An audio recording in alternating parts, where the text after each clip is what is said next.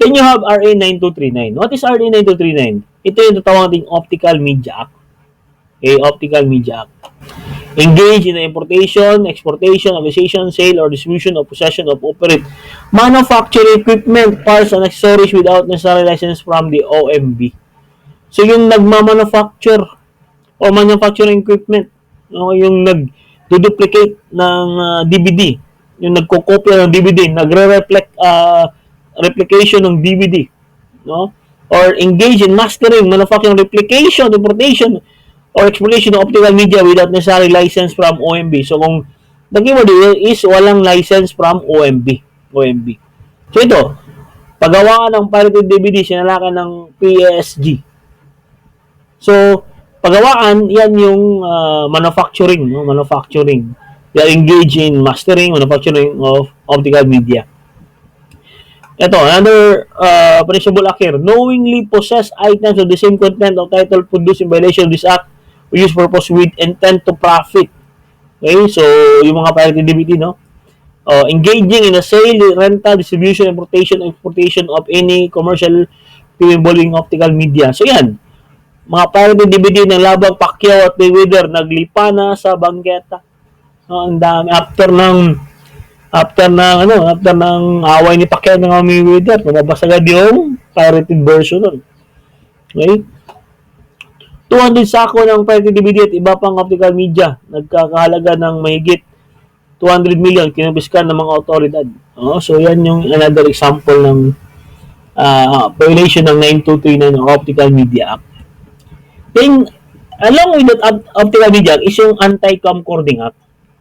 Ito yung RA 10088, no? 10088, also known as the Anti-Camcording Act of 2000. So what is camcording? It's any of the following acts when copyright subsists in cinematographic film. No, there is copyright. Okay, kasi ang mayari ng movie is yung producer doon, no? And there is cinematographic film and other audiovisual work, or soundtrack without authorization of the copyright owner or exclusive license. So, simple lang yan. Yung camcording, if you're watching a movie, tapos binibideo mo yung movie for pirated version yan, did not is Anti-Camcording Act. O, ito, tinan nyo. Man who illegally recorded Harry Potter goes to prison. Yan. Okay, and 1 year, ang penalty niya is 1 year behind bars and a fine of 50,000. Nanood ka ng movie, binidyohan mo, yung movie na yun, then, that is camcording. Alam na natin, yung video na yun, magiging pirated version yun ng movie na yun, di ba? So, yan yung camcording. Then, you have the Anti-Child Pornography Act. Anti-Child Pornography Act. And this is RA 9775. So, what is child pornography? What is child pornography? Elements. 1. There must be a representation of a child. Kaya ang tawag dyan child pornography because there must be a representation of a child. Kasi kailangan sa pornography, ang involved ay bata. The child engaged or involved in real or simulated explicit sexual activities. Yung bata na yun ay engaged or involved sa real or simulated sexual activities. That represented child may be visual, pwedeng visual, audio, or written form or combination thereof. And that representation of child is by electronic, pwede mechanical, digital, optical, magnetic, and other forms. Okay, let's go to specific elements, no? So, what is child pornography? Under RA 9775, child pornography refers to any representation of a child, child pornography kasi child, engaged or involved in real or simulated explicit sexual activities. But remember, RA 9775 does not cover adult pornography. So, yung mga sikat ngayon, no, boys, alam na mga lalaki ito. Si Mia Khalifa, si Lara Rhodes, no, si Maya Osawa, si Lexi Rowley, no? Hindi covered yan ng 9775. By the way, disclaimer lang, I'm not fan of these ladies here, no? This is just a product of extensive research, no? Sino ba yung mga sikat na mga star ngayon, no? So they are not covered by this RA 9775. Ibang law ang covered sa ina, maybe pornography under the revised penal code. So, pero what is pornography? Ano ba meaning ng pornography? Pornography refers to a representation of a person engaged in real or semi explicit sexual activities or any representation of sexual parts of a person for primarily sexual purposes. Okay. Kasi agad, there is a thin red line between art and pornography. Okay? May parang thin red line between art and pornography. Anong kaiba ng art sa pornography? Bawal ba ang art? No. Okay? Kasi dati pa meron ng nude painting and that's allowed, no? Kasi that's expression of an art. So, again, paano siya naging pornography? Magiging pornography lang yan if there is a sexual activities or sexual parts and it is primarily for sexual purposes. Sexual purposes yan. Okay, ito, tingnan nyo. Ito ang picture ni Ann Curtis na humutubad. Okay? Is this art or pornography? Well, basically, this is art. No? Art ito. Bakit? Of course, maganda si Ann. No? At saka, ang pinopromote niya dito, yung pagbubundis niya, yung bibibab niya siguro. And, that's normal. No? That's an art. That's an art. Then, you have this one, sa UP. Isang lalaking humutubad. Sculpture. Doon sa UP yan, yung lalaking humutubad.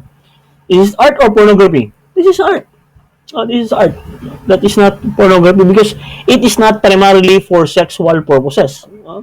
O ito, yung bigla kang kinagat na wala kang kalaban-laban. O yan, isang mother nagpa-breastfeed ng anak. Is this art or pornography? This is art. This is art. Pero kung papa na ang mututoy diya, pornography na, no? Grabe po.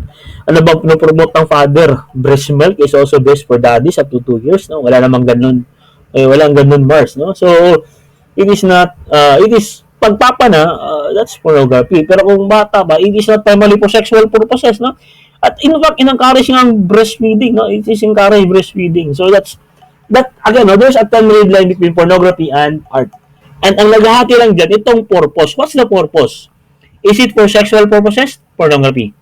Is it for other purposes other than sexual? Then that is art. That could be art. No? So, yan yung kaibahan ng dalawa. So, ito, yan. Is this sexual purpose? This is for sexual purpose. No? Kung itong bata na to, pina-video call sa kanya, and this is for primarily sexual purpose, and this is pornography.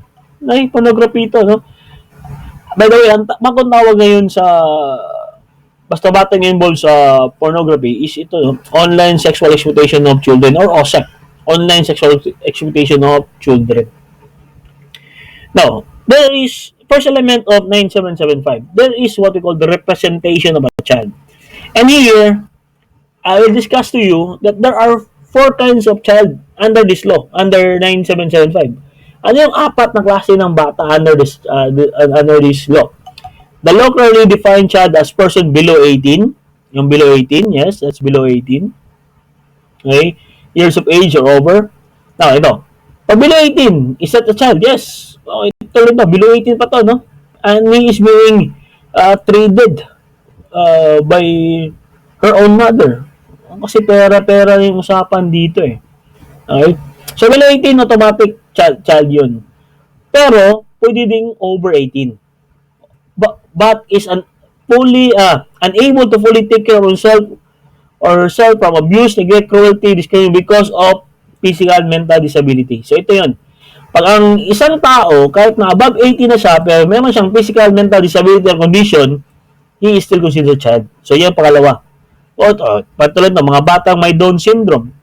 Probably, baka matatanda na ito, more than 18 na to, no? But because of their mental disability, they are considered child under the law. They are considered child under the law.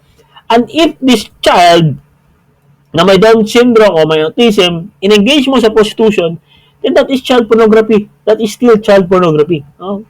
So, yan yung pangalawang definition ng child, no? Below 18, okay, child. Over 18, but cannot fully take care of themselves because of physical, mental disability. That's another definition. Ano ba? Itong tinatawag natin portrayed child.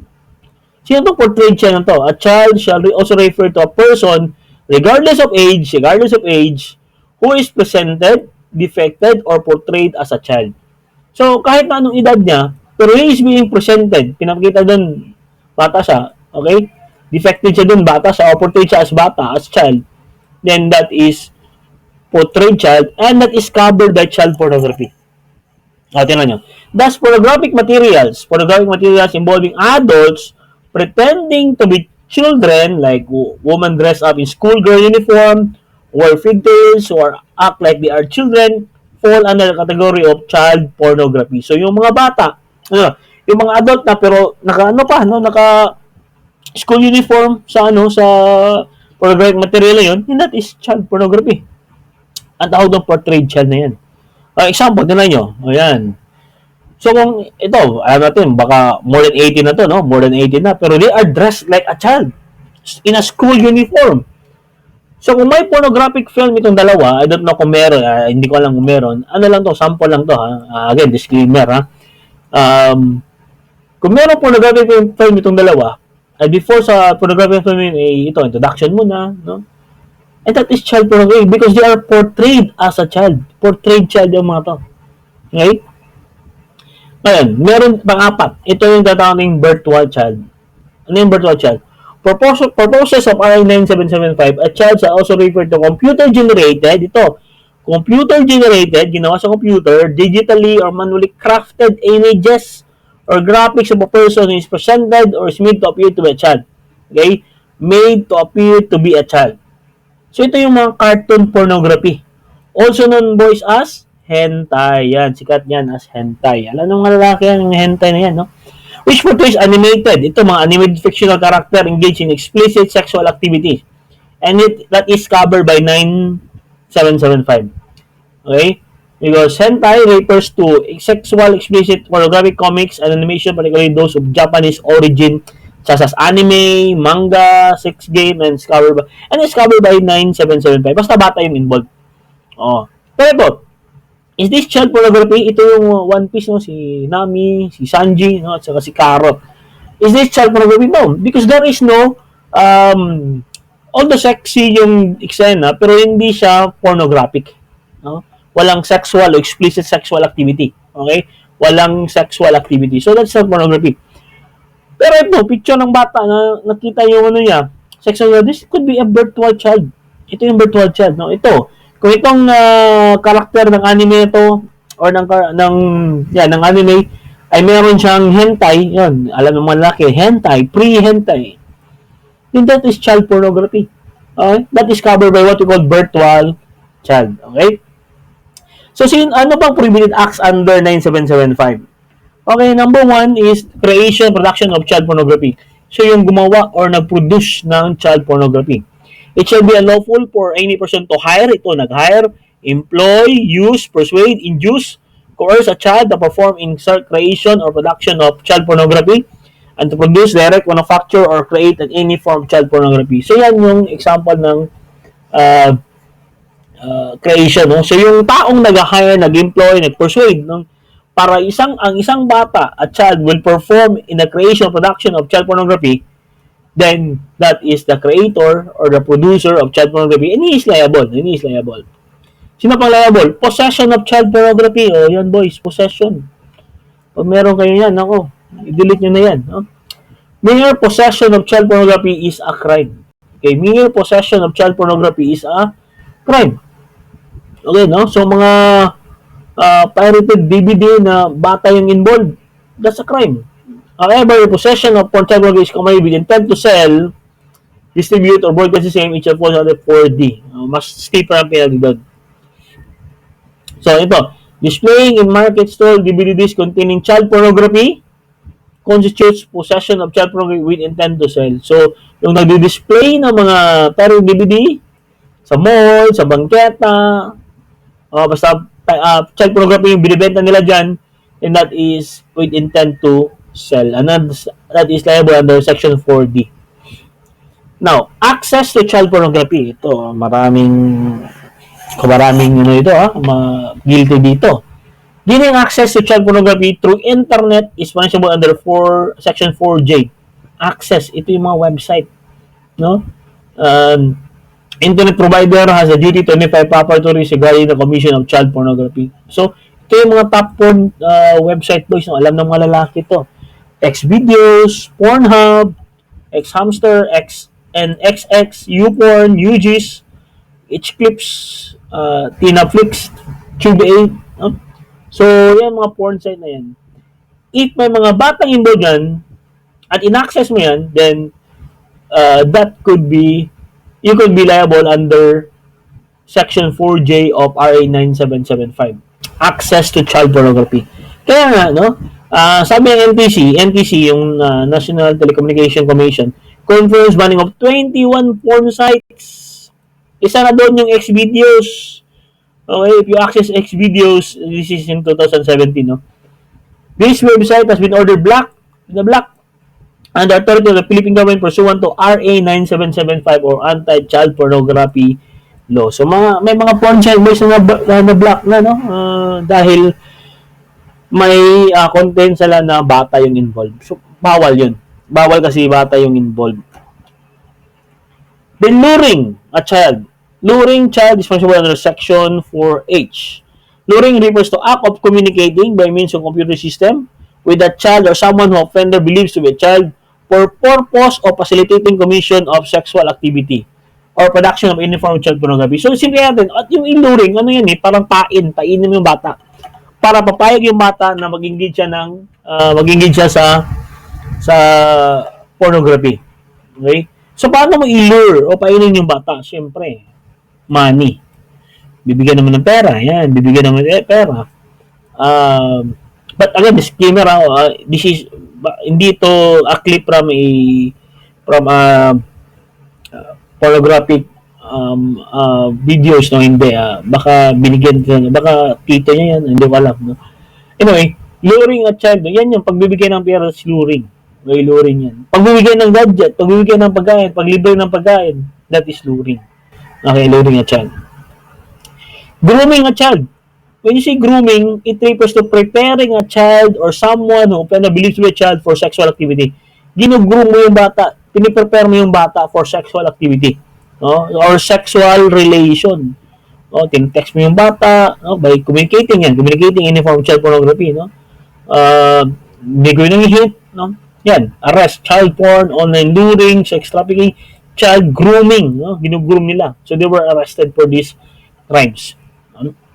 You know, let my itsy-bitsy fingers, no? So yan, that's grooming a child for sexual activity or sexual relation. That's grooming. Piniprepare mo yung bata. Then yung pandering child pornography. Pandering child pornography is punishable under 4I. Pander means minister to gratification of another's lust. Pandering means the act of selling, distributing textual or visual material, such as magazine, videotapes, openly advertised to appeal to recipient's sexual interest. So, yan. Ang pandering nito yung mga cover ng mga bata, no? Cover lang yan ng DVD. That making of that cover for DVD, that's pandering child pornography. Okay? What if ang title ng DVD ay nakatiking ka na ba ng 14 anyos? Or National High School Scandal? Bagito Scandal episode 1, 2, 3, 4. Okay? So, that is pandering, no? That is pandering. Actually, this is just a magazine or videotapes covering, no? Text or visual material. So, ito, FHM, alam natin FHM, this is for him magazine. What if lang? Isang article is how to seduce a 16-year-old. Yan yung article, how to seduce a 16-year-old. So, that will be pandering, no? Kasi in-encourage mo yung sexual relation ng mga bata, no? Sa bata. Then, ang